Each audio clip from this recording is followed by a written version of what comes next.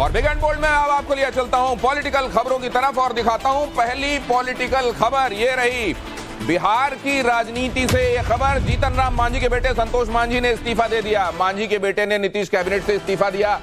SC/ST विभाग के मंत्री थे संतोष मांझी। विपक्ष की बैठक से पहले नीतीश को झटका। 23 जून को पटना में होने वाली है विपक्ष की अहम बैठक।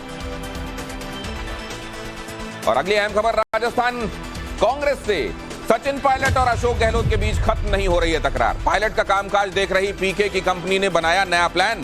कंपनी ने 80 सीटों पर पायलट का प्रभाव बढ़ाने की तैयारी शुरू की। पूर्वी राजस्थान और दूसरी सीटों पर पायलट की निगाह है। अभी राजस्थान की करीब 40 सीटों पर पायलट रखते हैं प्रभाव। गहलोत सरकार के खिलाफ अपने मुद्दों पर भी डटे हुए हैं पायलट।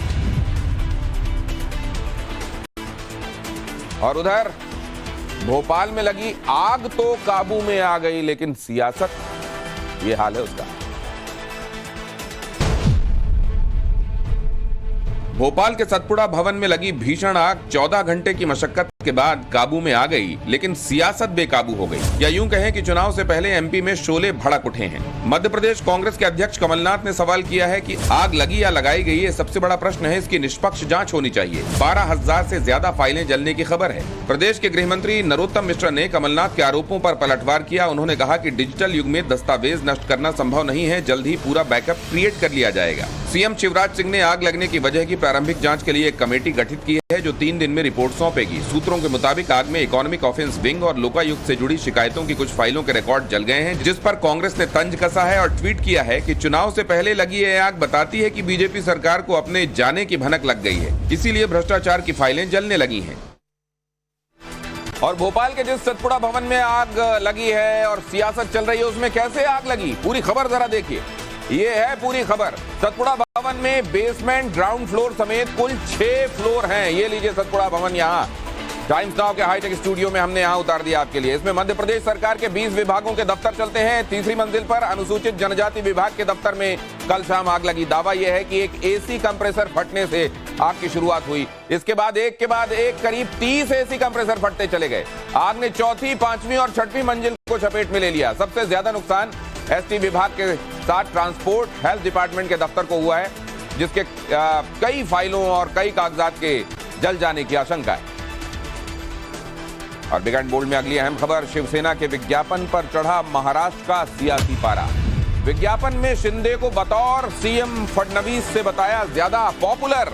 विज्ञापन पर उद्धव गुट के नेता संजय राउत ने कहा, विज्ञापन में करोड़ों रुपए खर्च किए गए, बाला साहेब को भूल चुके हैं शिंदे। विज्ञापन में शिवसेना प्रमुख बाला साहेब की नहीं है तस्वीर। संजय राउत का एकनाथ शिंदे पर हमला, कहा ये मोदी शाह की शिवसेना है। असल में ये जो विज्ञापन है, इसमें लिखा हुआ था राष्ट्र मध्य मोदी, महाराष्ट्र शिंदे, मतलब राष्ट्र में मोदी और महाराष्ट्र में शिंदे।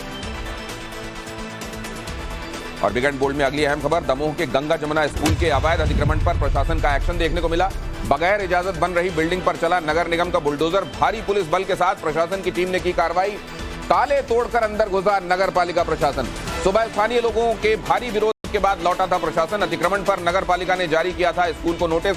हिजाब और धर्मांतरण के आरोपों के बाद सवालों में है गंगा जमुना स्कूल।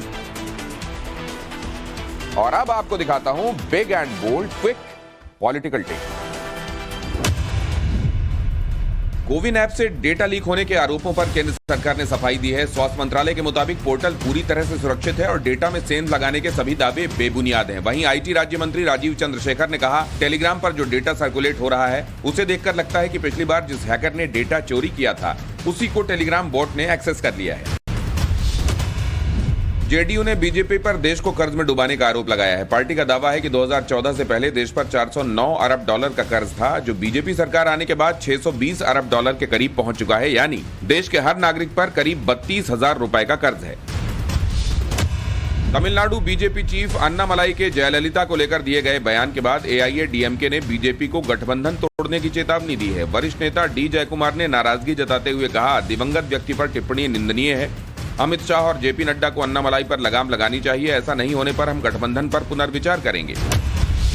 राजस्थान BJP ने आज जयपुर में पेपर लीक और भ्रष्टाचार मामले को लेकर अशोक गहलोत सरकार के खिलाफ बड़ा प्रदर्शन किया। प्रदर्शनकारियों को धकेलने और तितर बितर करने के लिए पुलिस पानी की बौछारों का इस्तेमाल करती नजर आई। साथ ही पुलिस ने इस दौरान कई BJP नेताओं को हिरासत में भी लिया।